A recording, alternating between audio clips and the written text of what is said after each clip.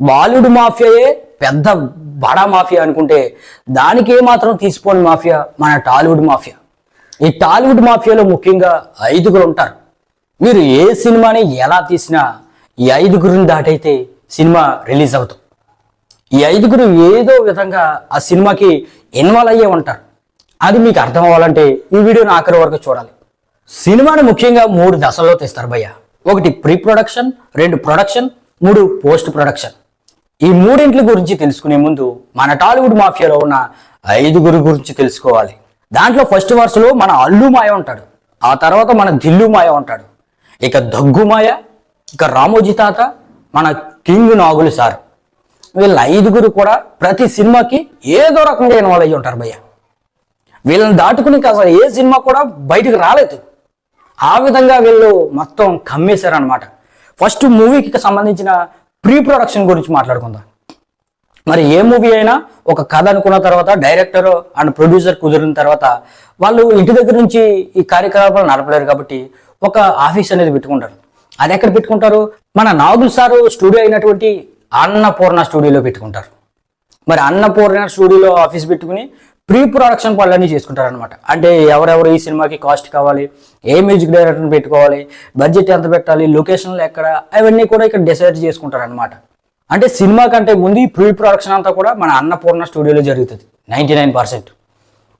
ఇక ప్రొడక్షన్ మాత్రం మన రామోజీ ఫిలిం సిటీలో 90% జరుగుతుంది.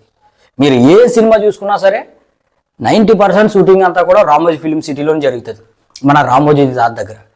ఇక పోస్ట్ ప్రొడక్షన్ అంటే డబ్బింగ్ వర్క్ కానీ, ఇక మ్యూజిక్ యాడింగ్ కానీ, ఇవన్నీ కూడా మన దగ్గు స్టూడియోలో జరుగుతుంది, అదే డి రామానాయుడు స్టూడియో.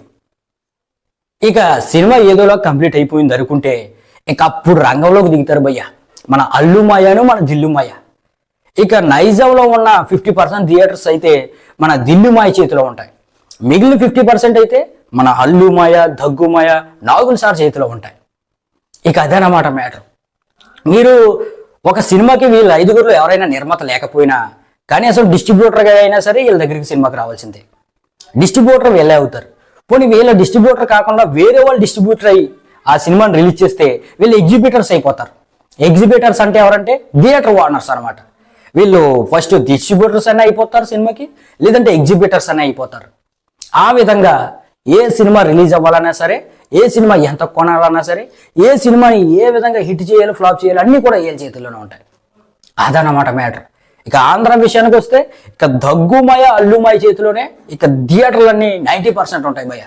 ఒక సినిమా ప్రీ ప్రొడక్షన్ జరుపుకుని, సెట్స్ పైకి వెళ్ళి ప్రొడక్షన్ జరుపుకుని, పోస్ట్ ప్రొడక్షన్ కూడా జరుపుకున్నా సరే ఒకటి వీళ్ళ డిస్ట్రిబ్యూటర్ అన్న అయిపోతారు, లేదంటే ఎగ్జిబిటర్ అన్న అయిపోతారు. కాబట్టి ఒక సినిమా బ్రతకాలంటే మాత్రం ఈ 5గురు చేతుల్లోనే ఉంటుంది అనమాట. ఇప్పుడు అదే విధంగా హనుమాన్ సినిమాని మాత్రం తొక్కేద్దామని చూస్తున్నారు భయ్య. సింగిల్ స్క్రీన్స్ 96 ఉంటే 6 మాత్రమే హనుమాన్కి ఇచ్చి 90 గుంటూరు కారణంగా పెట్టేసుకున్నాడు మన దిల్లుమాయ. సలార్కే దెబ్బేశాడు మన దిల్లుమాయ. ఆయన బట్టి సినిమాల్ని కూడా పెద్ద పెద్ద ఆర్టీసీ ఎక్స్ రోడ్ సినిమా థియేటర్లో వేసుకుని సలార్కి థియేటర్ ఇవ్వలేదు, అంటే వాళ్ళు ఓన్గా రిలీజ్ చేసుకున్నారని.